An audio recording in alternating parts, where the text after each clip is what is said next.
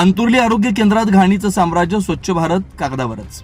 मुक्ताईनगर तालुक्यातील अंतुर्ली येथील प्राथमिक आरोग्य केंद्राची अवस्था अत्यंत दयनीय आहे। संपूर्ण परिसरात घाणीचं साम्राज्य पसरले। स्वच्छतेअभावी रुग्णांच्या आरोग्याला धोका निर्माण झालाय। कर्मचाऱ्यांच्या कमतरतेमुळे रुग्णांचे प्रचंड हाल होत असल्याचं विदारक चित्र समोर आलंय। या प्राथमिक आरोग्य केंद्रापेक्षा शेजारील पशुवैद्यकीय दवाखाना अधिक स्वच्छ व सुसज्ज दिसत असल्यानं आम्ही जनावरांपेक्षा वाईट स्थितीत आहोत का, असा संतप्त सवाल नागरिक उपस्थित करतात। आरोग्य केंद्राच्या परिसरात कचऱ्याचे ढीग साचलेत। प्रसाधनगृहाची अवस्था अत्यंत दयनीय आहे।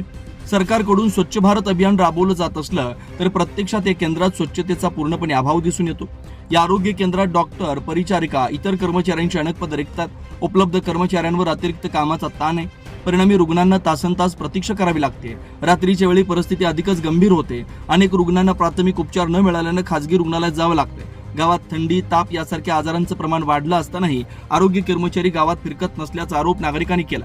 दुसरीकडे पशुवैद्यकीय अधिकारी मात्र गावोगावी शिबिर घेत जनावरांच्या आरोग्याची काळजी घेताना दिसतात। या मतदारसंघात 2 आमदार व केंद्रीय मंत्री असतानाही प्राथमिक आरोग्य केंद्रांची अवस्था का, असा सवाल ग्रामस्थांच्या मधून उपस्थित होतो। निवडणुकीपुरतच आम्ही मतदार आहोत का, असा संताप नागरिक व्यक्त करतात। लोकप्रतिनिधी व प्रशासन या गंभीर प्रश्नांकडे लक्ष देणार का आणि अंतुर्लीतील नागरिकांना किमान दर्जाची आरोग्य सेवा मिळणार का, असा प्रश्न सध्या सर्वसामान्यांमध्ये चर्चेचा विषय ठरलाय।